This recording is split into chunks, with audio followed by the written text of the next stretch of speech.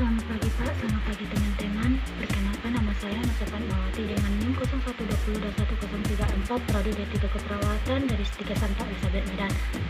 Di sini saya akan menjelaskan tentang antropologi. Bahan kajian yang pertama, manusia sebagai makhluk sosial dan makhluk budaya. Yang kedua, nilai kesehatan sebagai sudut pandang. Yang ketiga, konsep perilaku. Dan keempat, peran agama dalam proses sosial. Yang pertama, manusia sebagai makhluk sosial dan makhluk budaya. Manusia sebagai makhluk sosial, manusia baru dapat dikatakan sebagai manusia yang sebenarnya bila ia berada di dalam masyarakat. Yang kedua, manusia sebagai makhluk budaya. Sejak lahir, manusia sudah menjadi makhluk yang paling sempurna karena dikembali oleh Sang Pencipta dengan akal, perasaan, dan kehendak yang membedakannya dengan makhluk hewan. Yang kedua, nilai kesehatan sebagai sudut pandang. Dalam pandangan antropologi, sesuatu memiliki nilai kendati sudut pandang nilai merupakan pengalaman subjektif atau pribadi. Namun bila pengamatan subjektif ini disosialisasikan, maka akan menjadi nilai kolektif diakui oleh masyarakat. Secara optimis menulis, yakni berbagai hal dapat dilihat dari perspektif kesehatan. Hemat kata, setiap wujud budaya dan unsur-unsur budaya dan nilai kesehatannya. Kesadaran inilah yang disebut dengan prinsip sosiologi alternatif sebagai makhluk yang multidimensional, berpotensi muncul dimensi kesehatan yang berbeda.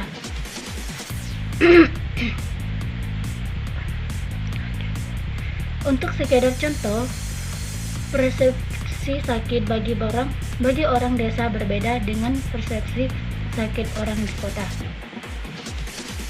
Yang ketiga, konsep perilaku. Perilaku adalah segenap manifestasi hayati individu dan berinteraksi dengan lingkungan, mulai dari perilaku yang paling nampak sampai yang tidak nampak, dari yang dirasakan sampai paling yang tidak dirasakan.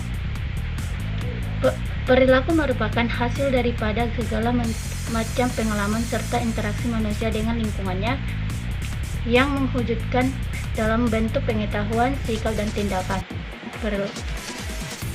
Pengertian ini dikenal dengan teori SOR. Perilaku merupakan hasil daripada segala macam pengalaman serta interaksi manusia dengan lingkungannya yang mewujudkan dalam bentuk pengetahuan, sikap, dan tindakan. Pengertian ini dikenal dengan teori SOR atau stimulus, organisme, respon, dan respon dibedakan menjadi dua, yaitu yang pertama respondet atau reflektif, yang kedua operan respon. Jenis perilaku. Respon reflektif atau reflektif adalah respon yang dihasilkan oleh rangsangan tertentu. Biasanya respon yang dihasilkan bersifat relatif, tetap disebut juga dialecting stimuli. Yang kedua, operan respon. Operan respon atau instrumental, respon yang ditimbul dalam berkembang diikuti oleh stimulus atau rangsangan lain berupa penguatan. Jenis-jenis perilaku. Jenis-jenis perilaku individu menurut Oviana 2015. Yang pertama, perilaku sadar, perilaku yang melalui kerja otak dan pusat susunan saraf. Yang kedua, perilaku tak sadar, perilaku yang spontan atau instinktif. Yang ketiga, perilaku dampak dan tidak dampak. Yang keempat, perilaku sederhana dan kompleks.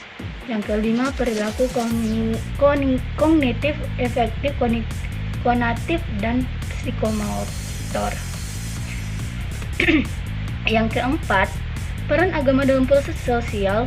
Peran agama sosial signifikan dalam membentuk kepribadian dan interaksi sosial masyarakat Indonesia, terutama lewat lembaga-lembaga keagamaan. Lembaga keagamaan adalah Organisasi yang mengatur dalam sebagai rujukan terkait tata cara bersama serta perilaku dalam kehidupan bermasyarakat dan bernegara.